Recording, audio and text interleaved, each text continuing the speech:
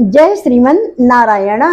आज हम इक्ष्वाकु वंशी राजा हरिश्चंद्र की कथा को श्रवण करेंगे। राजा हरिश्चंद्र जी इतने महान प्रतापी राजा हुए कि हमेशा उनकी कथाओं को एक पथ प्रदर्शक के रूप में हम श्रवण करते हैं और आने वाली पीढ़ियां भी श्रवण करती रहेंगी। राजा महान सत्य निष्ठ थे। सत्य की मूर्ति के रूप में उनको जाना जाता है। तप एवं त्याग के प्रतीक के रूप में उनको जाना जाता है। उनकी तपस्या, उनकी त्याग, उनकी सत्यनिष्ठता इतनी जो है विख्यात थी कि सर्वत्र राज्यों में, सर्वत्र देशों में उनका नाम जो है चलता था एक सत्य प्रतिज्ञ राजा के रूप में। जो उन्होंने कह दिया मतलब उस कार्य को करना था। उन्होंने जीवन में कभी भी असत्य भाषण नहीं किया था। एक बार ब्रह्मर्षि विश्वामित्र जी उनकी परीक्षा लेने के लिए उनके पास आए और कहते हैं कि हे राजन, मुझे यज्ञ करने के लिए बहुत बड़ी धनराशि चाहिए।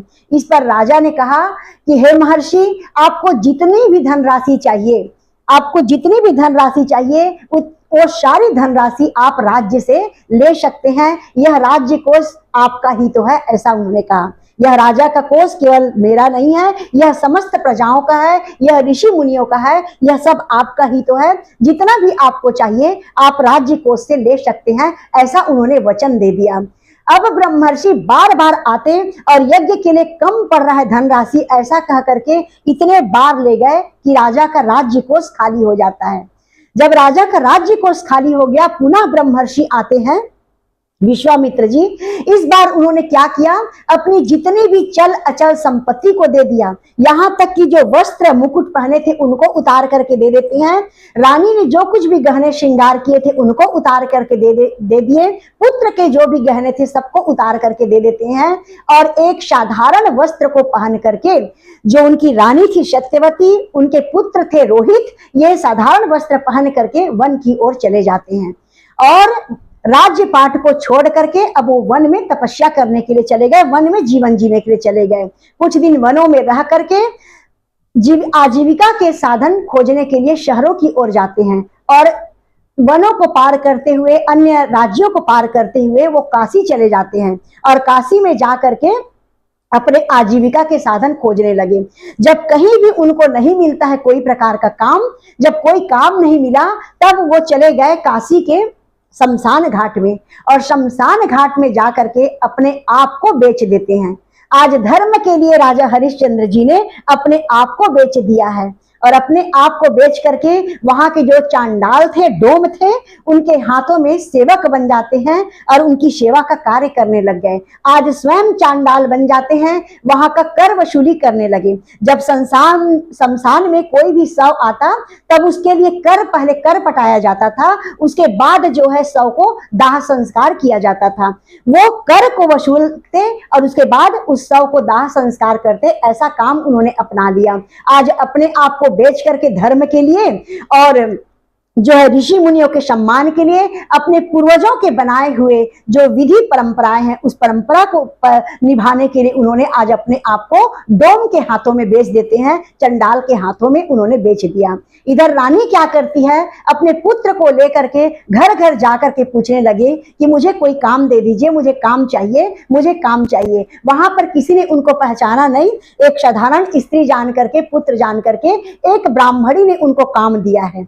ब्राह्मणी ने बुलाया और कहा कि तुम मेरे यहाँ झाड़ू पोछा करना, बर्तन करना और घर के काम काज करो और तुमको यहाँ पर खाने पीने की व्यवस्थाएं दी जाएगी, ऐसा उन्होंने कहा।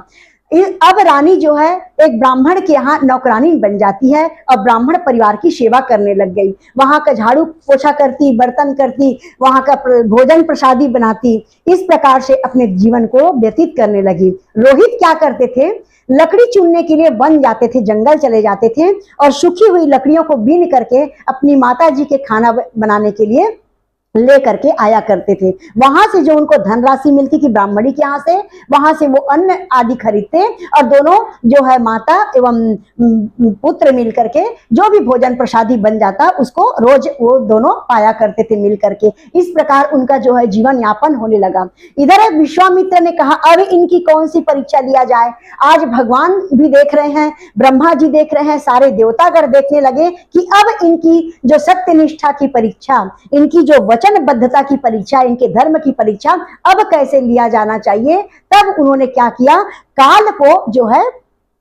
काल को भेजते हैं सर्प बना करके। अब आज रोहित जो है, उनका पुत्र जो है, लकड़ी लेने के लिए जंगल की ओर गया है और काल स्वयं सर्प का रूप धारण करके जो है आकर के सर्प बन करके रोहित को डस लेता है। रोहित जो है जंगल में मृत्यु को प्राप्त होता है और मर करके वही पड़ा रहता है। जब बहुत देर तक वो घर वापस नहीं आए, रोहित जब वापस नहीं आते हैं, तब जो है रानी व्याकुल होकर के जंगल की ओर भागती है और जहां लकड़ी चुनने जाते थे वहां जा करके ढूंढने लगी। उन्होंने देखा कि उनका पुत्र मरा हुआ पड़ा है। तब वो बहुत विलाप करके रोने लगती है और बोलने लगती है कि हे विधाता, मैं कैसा यह जो है अपना किस्मत लेकर के आई हूँ। आज राज्य पाठ चला गया, मेरा पति हमसे दूर है, ना मालूम वो कौन सी अवस्था में है। ऐसा कह करके विलाप करने लगी और मेरा एकमात्र सहारा तो ये पुत्र है, आज वो भी मुझसे छीना गया। ऐसा कह करके बहुत देर तक बैठ करके विलाप करती है अपने पुत्र के पास। उसके बाद जब संध्या होने का समय आया, अपने पुत्र को उठा करके वो शमशान घाट की ओर ले जाती है और शमशान घाट में ले जा करके जब वह शमशान में प्रवेश करने लगती है, उस समय जो वहां पे राजा थे, उन्होंने उनको रोका है। आज राजा का जो छवि था इतना विकराल था, दाढ़ी बढ़ा हुआ, बाल बढ़ा हुआ, एकदम भयंकर काले वर्ण के हो गए थे।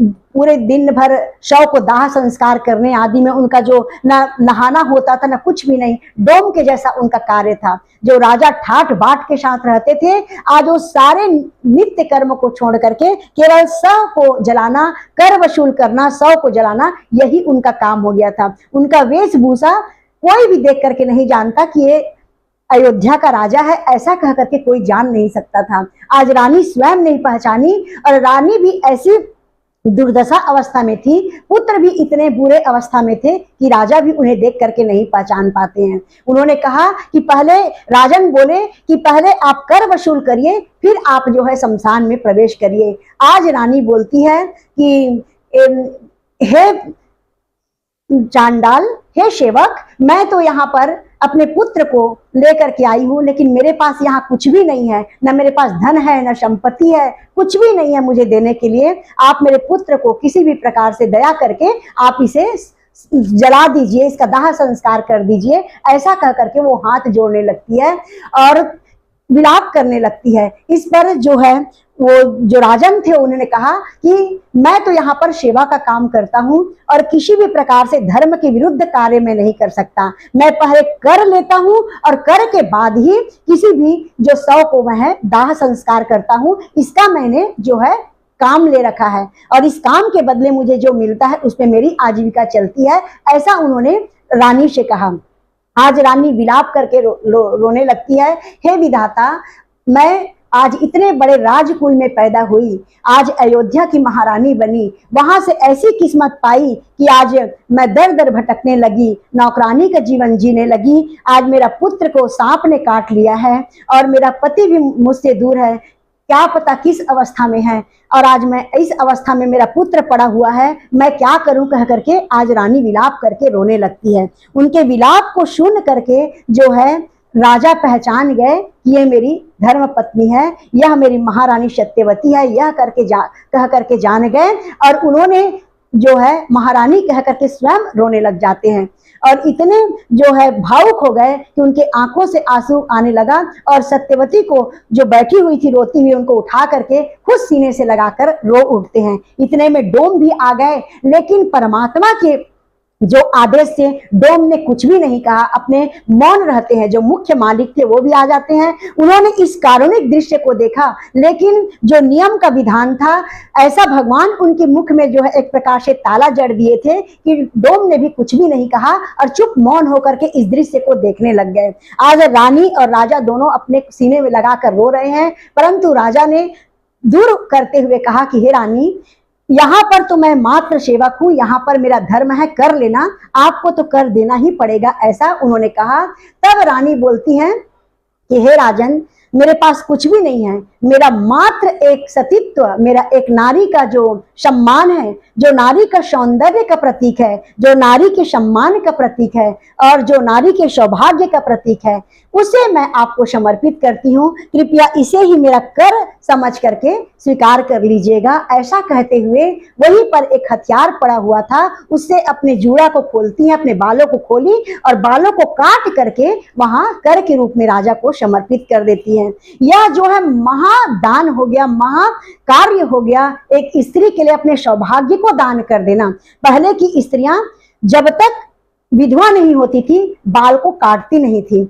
यह एक महादान हो जाता है। स्वयं भगवान देख करके, ब्रह्मा जी देख करके थर्रा गए, उनको वो भी द्रवित हो जाते हैं। सारे देवी देवता जो है द्रवित हो गए। स्वयं विश्वामित्र जी एकदम उनके हृदय में विचलित अवस्था में हो गए और उन्होंने द्रवित होकर के सब जोर से चिल्लाने लगे, जय हो राजा हरिश्चंद्र की जय हो, महारानी सत्यवती की जय हो। ऐसा कह करके आकाश मार्ग से आवाज होने लगी, जय जयकार होने लगी और फूलों की वर्षा होने लगी।